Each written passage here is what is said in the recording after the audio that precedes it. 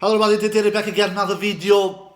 And today's video, guys, is going to be about previewing the Cincinnati Masters. We just had the Toronto Master that finished yesterday. And as I predicted 1 week ago when I did my preview about Toronto Masters, I had Daniel Medvedev winning that tournament, and it was him who won it. I was right there. And somebody told me 1 week ago, no, 2 weeks ago, I believe, Inter at the Olympic Games. Inter, you're not broadcasting, you're not forecasting anything right. Forecasting, he said, yeah, I'm not. I just forecasted Medvedev to win Toronto Masters. Yeah, I'm not forecasting anything right. Give me a break.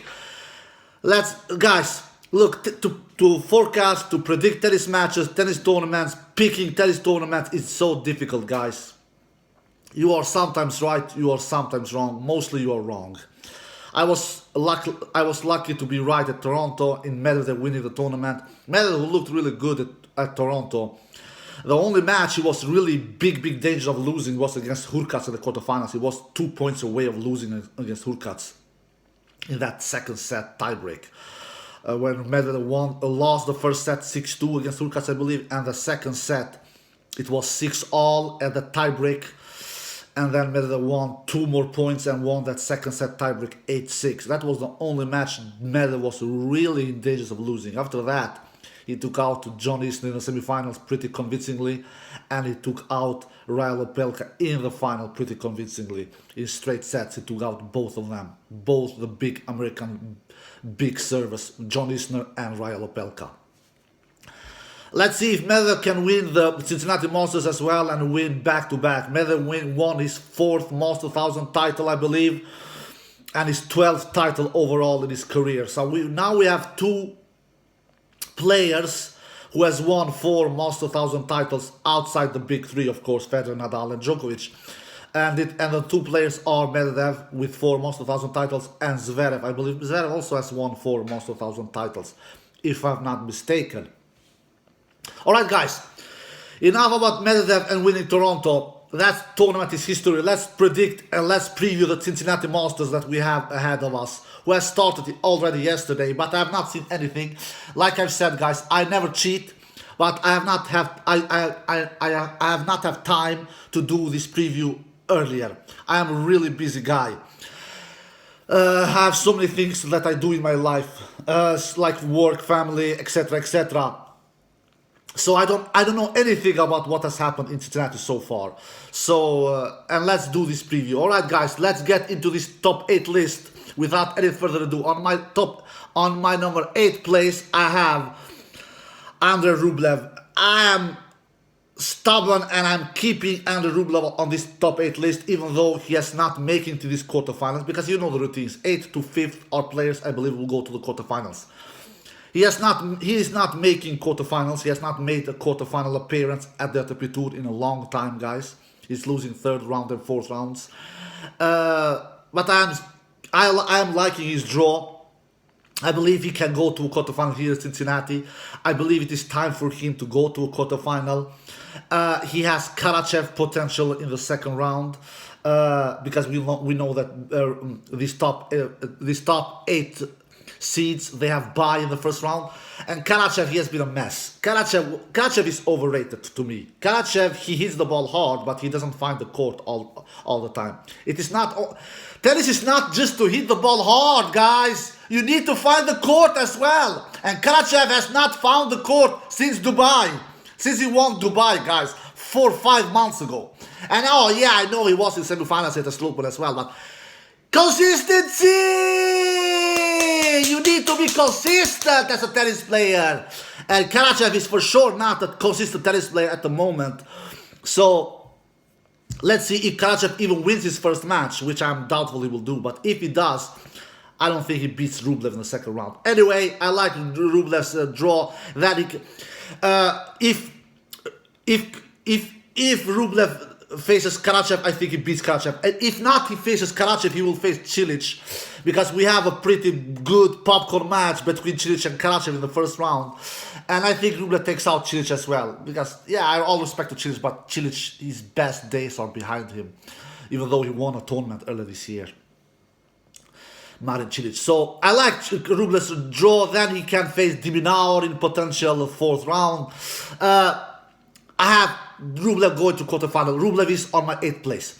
On my 7th place, I have Mateo Brettini, guys. Mateo Brettini, who's doing comeback, who's been not playing tennis since Wimbledon, I believe.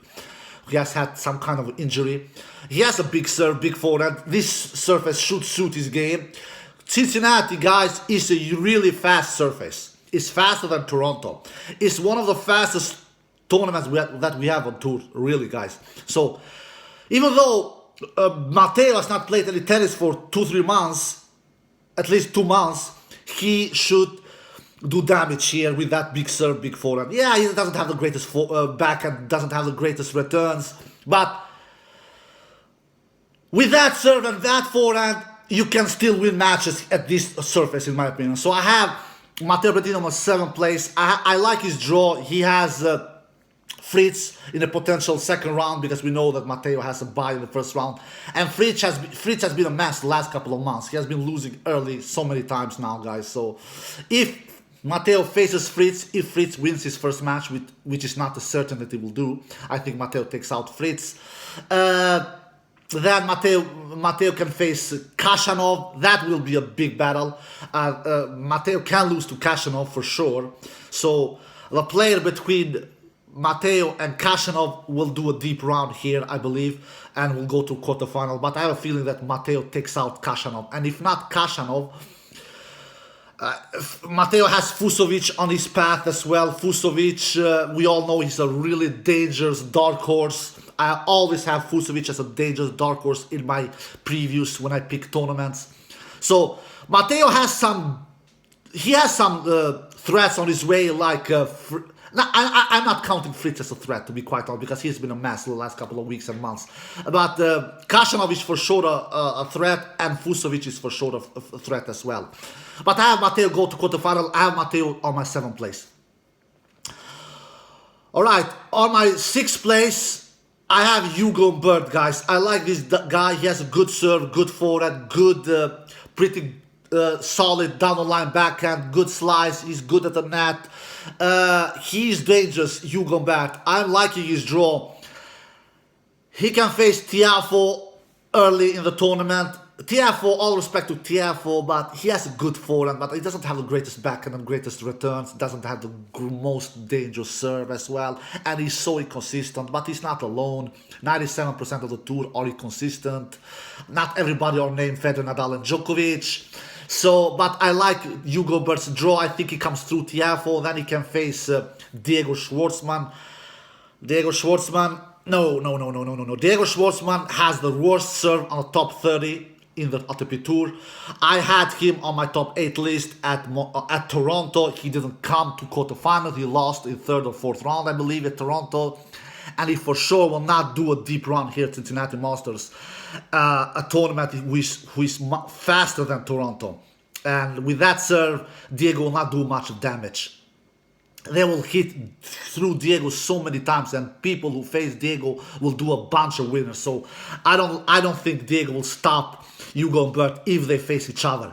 So Hugo Bird's draw, Tiafoe, Diego, he has on his path. Then Opelka played the final at Toronto. I don't think Opelka will do back-to-back great tournaments. That is my feeling. Maybe I'm wrong. I have a feeling that he might be a little tired.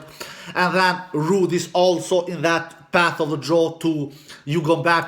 Anyway, I have Hugo Bird going to that quarterfinal. I like his game. Maybe I'll be wrong, you know. I expect to be a lot of wrongs. That is what tennis is about. Tennis is not easy to predict. It's a sport where the margins are laser thin. Anyway, Hugo Bird is on my 6th place. On my 5th place, guys, a player who didn't play in Toronto and who is playing here at Cincinnati Masters, guys.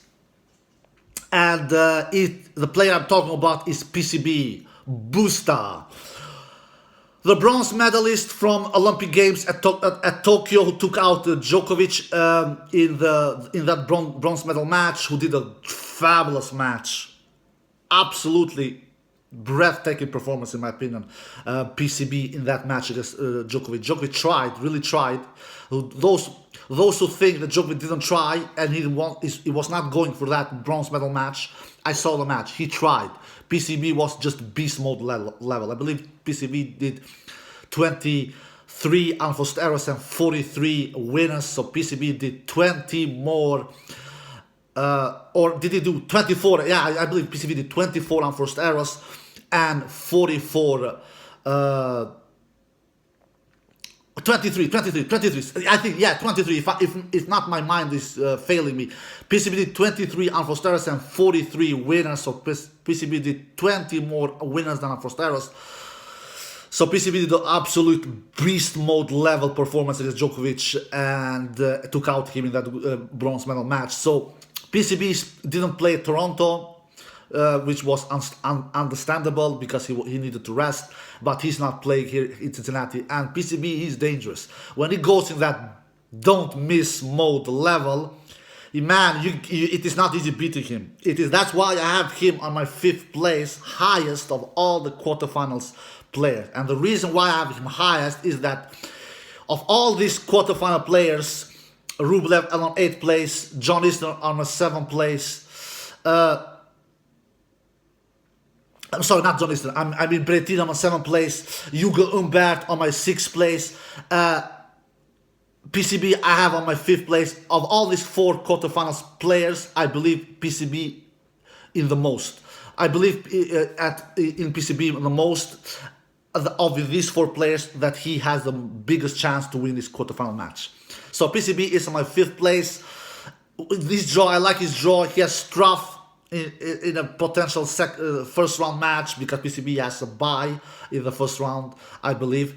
Then he can face Hurkacz, who is playing some good tennis. Like I said, Hurkacz was the player who threatened and who gave Dan Medvedev the biggest run for his money and was only 2 points away of knocking out Dan Medvedev in the quarterfinal.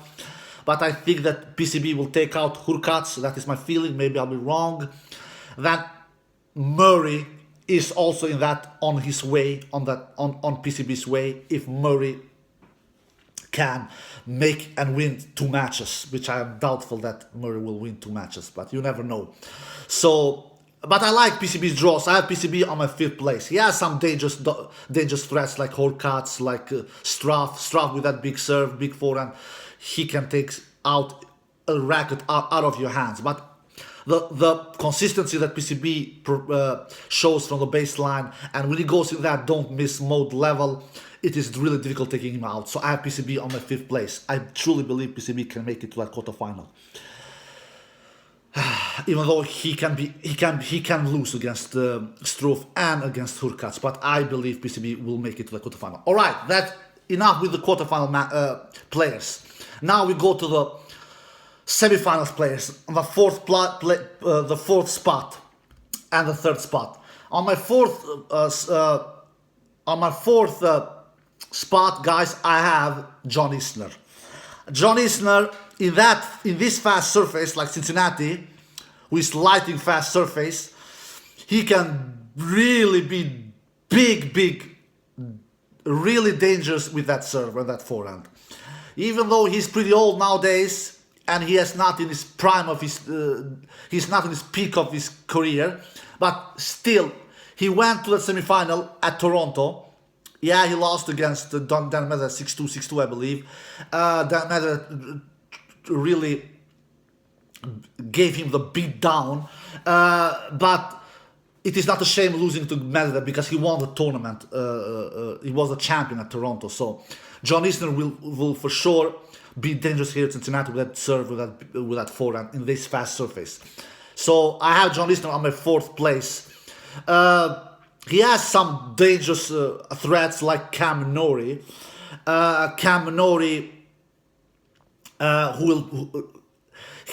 He's a dangerous player. We all know he has played some finals this year. Cam Norrie. He has a great lefty serve, slice serve, great forehand.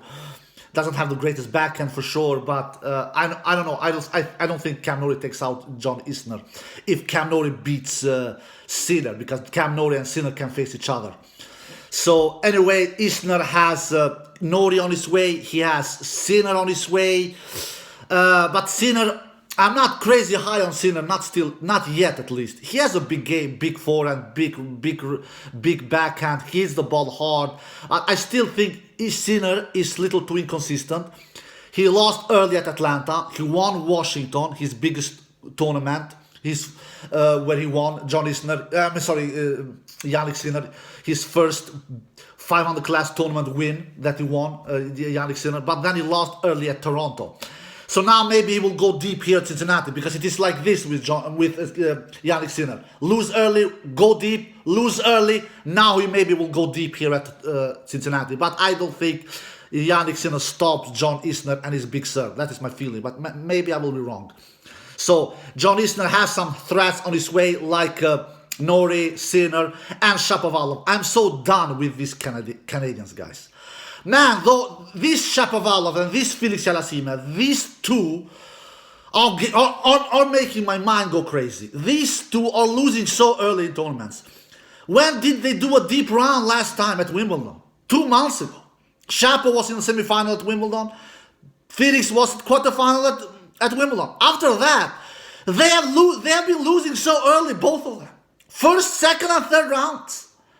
I'm so done. These two are making me so frustrated. They have big games, both of them. But the consistency level, man, their consistency level is horrible. It's horrible. They are one of two most inconsistent tennis players on the tour, together with Fabio Fognini and Bernard Appert. Together with these two other dudes, Felix and Shapo are making my mind go crazy. So I don't have Shapovalov beating John Isner here. I don't have Shapovalov going deep here. I just don't trust him anymore. I had Shapovalov going deep at Toronto. I believe I had him on a semi-final spot. Of course, he didn't go to the semi-final. I had Felix going to a quarter-final match at Toronto Masters last week. Of course, Felix didn't go to that quarter-final match. These two Canadian dudes, these inconsistency machines, are making my mind go crazy, and are making me disappointed every single time I'm predicting them to go deep. And I'm not predicting neither of them to go deep in these Cincinnati Masters. They are just too inconsistent. They are so not reliable. They really are not. They have the game, they have the power, but they don't know how to construct points. They don't have the greatest shot tolerance. They don't make the greatest decisions on the court. They don't have the greatest second serve. Both of them are double fault machines, a la Alexander Zverev. Even though Zverev has really picked up his second serve, at least he did that in that Olympic Games when he won the gold. He didn't do many double faults there. I believe Zverev did only 3 double faults in 6 matches in Olympic Games. That is so little double faults we have never seen Alexander Zverev do in a tennis tournament. So anyway, I don't think Shapo stops John Isner. I have John Isner going to a semi-final here at Cincinnati Masters.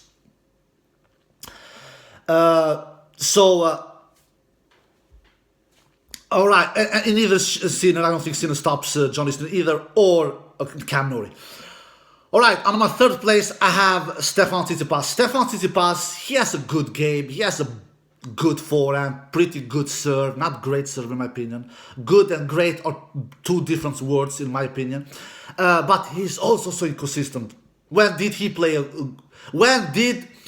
Tsitsipas do a really, really deep run? And when I mean a really, really deep run, a final 3 months ago, French Open. After that, Stefan Tsitsipas has not played one single ATP Tour final, guys. He did a pretty good run at Toronto, played the semi-final there. Lost to Rafael Opelka. I don't believe he will lose to Rafael Opelka. He did in 3 sets.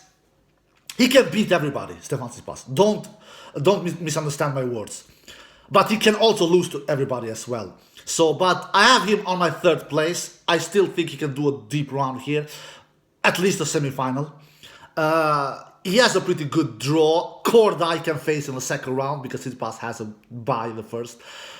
Korda, I like Korda. He has a big game. He reminds me of a Thomas Berdych, but I don't think the Korda is consistent enough to beat Tsitsipas, but maybe I'll be wrong. I will not be shocked if Korda takes out Tsitsipas. Like I said, Tsitsipas can beat everybody, but he can lose against everybody as well. Tsitsipas has Korda on his way, Sonego on his way. He has Garin. Garin is most a clay court specialist. He's not a good hard court player or grass court player. Even though Garin played the 4th round at Wimbledon earlier this year, lost to Novak Djokovic there. So I like Tsitsipas draw. He should make it to semi-final. That is my feeling. But he's not super consistent, Tsitsipas. He can lose 2nd and 3rd rounds like he has done before Toronto Masters. He lost 2nd and 3rd rounds in couple of tournaments before Toronto, even though he did a good run at Toronto and played the semi-final and lost to Raul Pelka there in 3 sets. I think Tsitsipas will do a new semi-final appearance here at Cincinnati and lose in the semi-final. So I have Tsitsipas on my 3rd place. All right, now we are on the top spots. The final players who will face each other in the final. On my 2nd place, I have Dan Medvedev, guys. Yeah, the dude who won just Toronto Masters last week.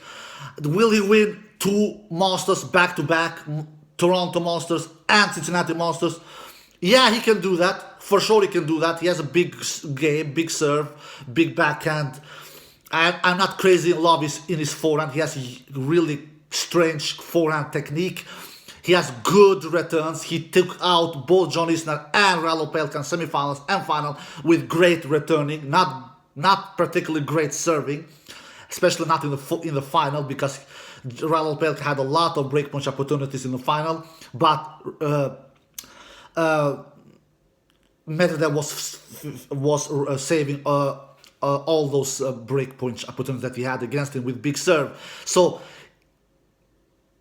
Medvedev has a really good return. So I think that he will go to a final, but I have a feeling that he will not win back-to-back Masters.